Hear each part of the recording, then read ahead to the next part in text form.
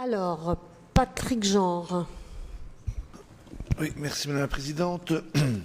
Tout d'abord, je commencerai mon intervention en souhaitant un prompt rétablissement à Lodine Epseron, qui a dû se faire plaisir par son envolée de fin d'intervention et par son côté moralisateur et donneur de leçons qui va bien avec votre groupe et avec l'ensemble de la politique que vous menez. Je vais y revenir.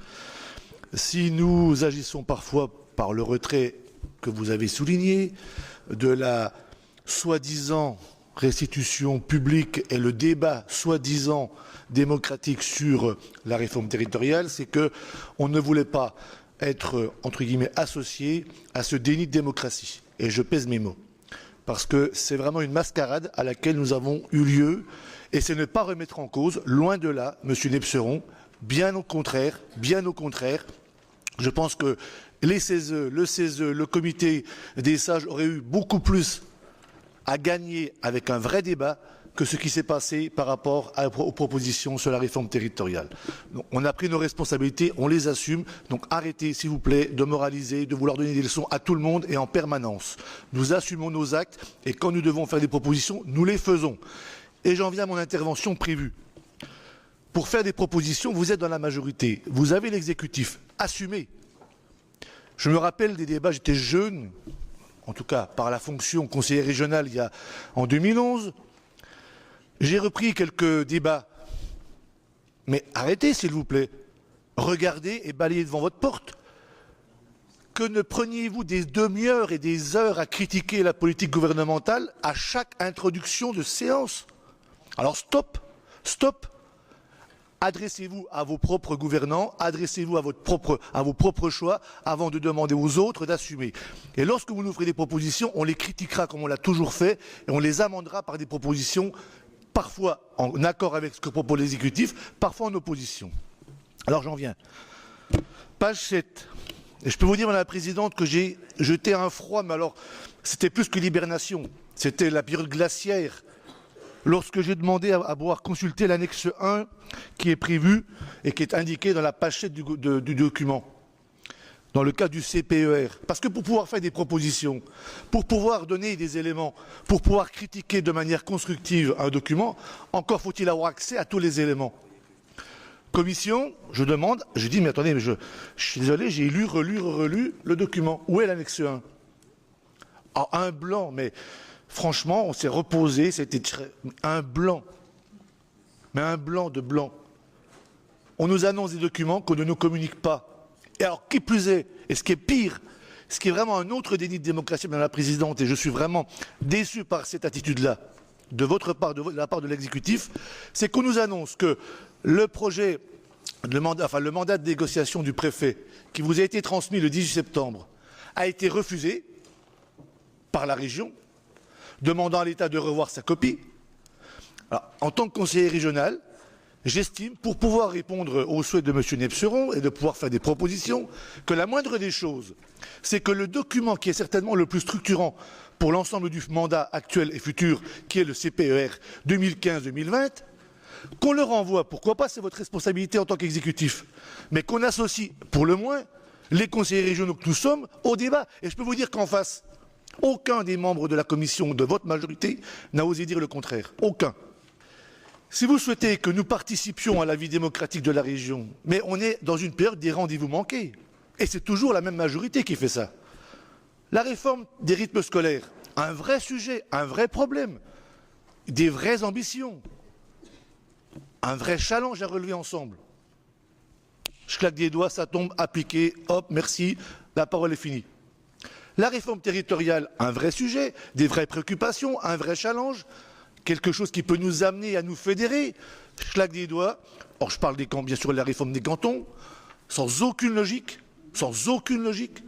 Dans le même temps, on nous annonce 2 mois après que les départements disparaissent, puis ils sont réintroduits, puis ils disparaissent à nouveau, puis finalement, parce qu'il y a des petites négociations sur le coin d'une table entre l'apport et le café, on réintroduit les départements dits ruraux. On ne sait pas ce que ça veut dire la ruralité. Voilà. Autre rendez-vous manqué. La réforme, le rapprochement des régions, à nouveau un rendez-vous manqué, un vrai sujet, des vraies préoccupations, un vrai challenge à relever, un véritable sujet de société qui aurait pu nous fédérer, où nous avons fait des propositions, Monsieur Nepseron, et pas qu'une. Nous avons fait des propositions. Par la voix de Stéphane et d'autres, nous avons fait des propositions. Voilà, vous ne les retenez pas, pas de problème. Mais nous avons fait des propositions. Ah oui, tout à fait, oui, tout à fait. Joseph, si tu écoutais un petit peu, tu les aurais entendues. Entre autres, la fusion des départements, sans modification des périmètres, ou la réflexion sur une grande région Ouest. On a fait beaucoup de propositions dans ce sens-là. Donc nous avons fait des propositions. Donc, sur le CPER, moi je regrette peut-être l'élément, alors au-delà des éléments financiers dont a déjà parlé Sylvie, mais le CPER, c'est pas la peine de nous en parler. Ne nous en parlez pas dans le rapport d'orientation budgétaire. Ça ne sert à rien. Puisqu'on ne peut pas en débattre. Pourquoi en parler dans le DOB?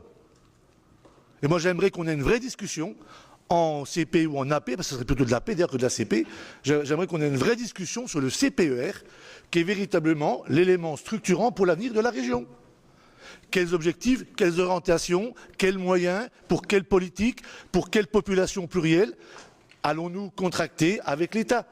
Ça, c'est un vrai débat qui peut d'ailleurs nous fédérer sur certains sujets, nous opposer, mais c'est normal, c'est la démocratie, sur d'autres.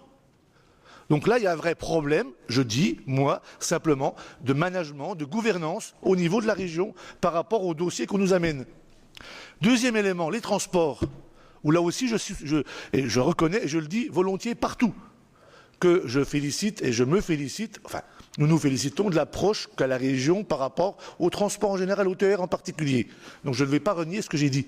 Mais là aussi, ça fait des mois, des années, je rejoins ce qu'a dit Alain d'ailleurs, que, alors je sais bien que vous n'êtes pas seul responsable, mais enfin malgré tout, c'est vous qui êtes en négociation, en relation directe avec la SNCF, un vrai débat sur les relations SNCF-région, qu'on ne nous amène pas en commission, d'ailleurs quand on nous les amène, ou en comité de mobilité qui se réunit une fois tous les 6 mois, des éléments, mais qui sont des éléments descendants. On nous amène de l'information. C'est pas ça le vrai débat. La politique d'investissement mériterait qu'on ait un vrai débat par rapport au cadrage budgétaire, aux contraintes financières, pourquoi pas réfléchir sur le maillage global des relations TER. Où est ce débat? Où pouvons-nous, nous, intervenir dans vos décisions? Il n'y a pas de débat. Donc, on arrive, on enregistre, et puis c'est tout. Voilà. Et on s'arrête à des débats de bloc contre bloc. Ben, c'est pas comme ça qu'on fera progresser la région. C'est pas comme ça qu'on fera progresser la région. Donc moi, ce que nous souhaitons, c'est que sur des sujets aussi importants, aussi structurants, aussi potentiellement fédérateurs que peut l'être, par exemple, le CPER, eh bien, qu'on nous donne le moyen de débattre du CPER. Qu'ensuite l'exécutif, et vous, Madame la Présidente, vous preniez les décisions que vous trouvez les meilleures, c'est votre droit, vous avez été élu pour cela, aucun problème.